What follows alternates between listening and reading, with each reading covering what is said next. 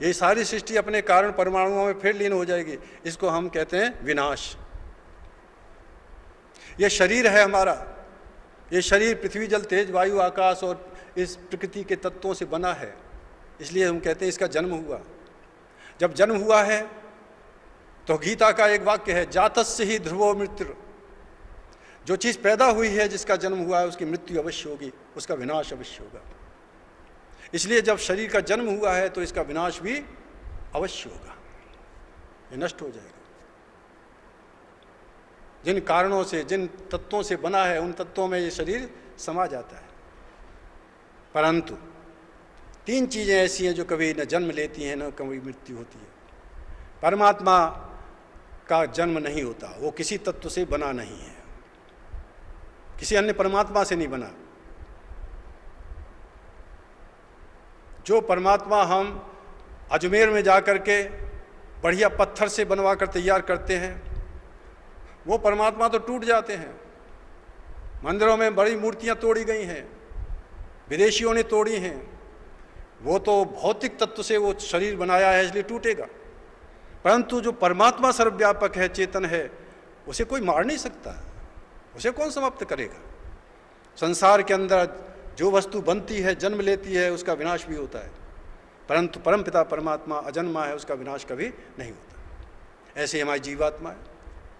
जीवात्मा के विषय में लिखा है, देहि नित्यम अवध्योयम देहे सर्वस्व भारत तस्मात् सर्वाणि भूतानि न त्वं शोचितुमर्हसि। अरे अर्जुन, देह में रहने वाला जो जीवात्मा है, वो खुद ही कह रहा है, देही, देह में रहने वाला, नित्यम, वो हमेशा रहता है, अवध्योयम, उसे कोई मार नहीं सकता है। इसलिए आत्मा मर जाती है, ये सोचकर तो कभी शोक करना ही नहीं चाहिए। मृत्यु के समय कभी शोक नहीं करना चाहिए। आत्मा भी नित्य है, अनादि है, अंत इसका भी कभी नहीं होता है। परमात्मा भी नित्य, आत्मा भी नित्य, और परमाणु भी नित्य, वो भी अजन्मा है। तीनों चीज़ें हैं, लेकिन तीनों चीज़ें जो है एक दूसरे से अपने गुणों के कारण भिन्न है। परमात्मा सर्वव्यापक है तो जीवात्मा एक देशी है, तो भिन्नता आ गई। परमात्मा ज्ञानवान है, सर्वज्ञ है, जीवात्मा अल्पज्ञ है, तो भिन्नता आ गई, अंतर आ गया ना। परमात्मा जीवात्मा चेतन है, लेकिन परमाणु जड़ है, उनमें भिन्नता आ गई। तीनों तत्व अपने अपने विशिष्ट गुणों के कारण एक दूसरे से भिन्न हैं, परंतु तीनों तत्व कहीं ऐसी जगह नहीं रह सकते, एक दूसरे से अलग कभी हो ही नहीं सकते। परमपिता परमात्मा सर्वव्यापक है। क्या जीवात्मा कहीं ऐसी जगह जा सकता है जहां परमात्मा न हो? जब सब जगह है तो सब जगह ही परमात्मा है। जीवात्मा कहीं नहीं जा सकता जहां परमात्मा न हो, सब जगह है। अच्छा, परमात्मा कहीं ऐसी जगह जा सकता है जहां जीवात्मा न हो? वो भी नहीं जा सकता, क्योंकि वो सर्वव्यापक है। जो सर्वव्यापक है वो अपने गुणों को कभी नहीं छोड़ता, वो तो एक रस होकर सब जगह व्यापक है। परमात्मा एक देशी नहीं है। हम लोगों ने अविद्या के कारण मान रखा है कि परमात्मा किसी पर्वत पर है, किसी ने कहीं बैठकर मान रखा है वहाँ पर बैठा हुआ है। परमात्मा एक देशी नहीं है, सर्वव्यापक है। इसलिए जीवात्मा और परमात्मा और प्रकृति परमाणु, परमाणु भी परमात्मा जहाँ है सब जगह परमाणु है, और परमाणुओं में ही परमात्मा व्यापक है। तो तीनों तत्व जो हैं ये एक दूसरे से भिन्न भी नहीं रह सकते। इसी दर्शन का नाम त्रैतवाद है। महर्षि स्वामी दयानंद जी महाराज ने इस वेदों के त्रैतवाद की व्याख्या की।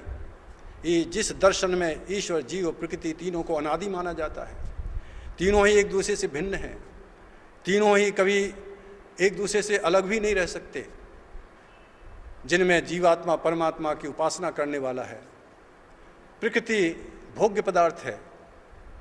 इस तीनों तत्वों को जिस दर्शन में माना जाता है उसे त्रैतवाद कहते हैं। मैंने इसी त्रैतवाद के ऊपर डॉक्टरेट की है, पीएचडी की है।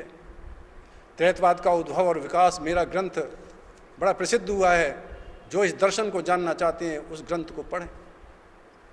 ये यथार्थ दर्शन है संसार के अंदर। आज दोनों बातें झूठी हैं। जो ये कहते हैं कि जड़ ही जड़ वस्तु है, दुनिया के अंदर चेतन नहीं है, आज के डार्विन की थ्योरी यही कहती है, जो गलत है। और जो ये कहते चेतन ही चेतन है, जड़ वस्तु नहीं है, वो भी गलत है। तीनों तत्वों से संसार है, इसी से सृष्टि है।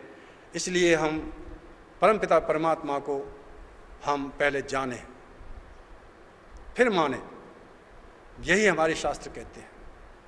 उसको ना जानने के कारण क्या है, मैं अगले प्रवचन में आपको इसी मंत्र के आधार पर बताने जा रहा हूँ।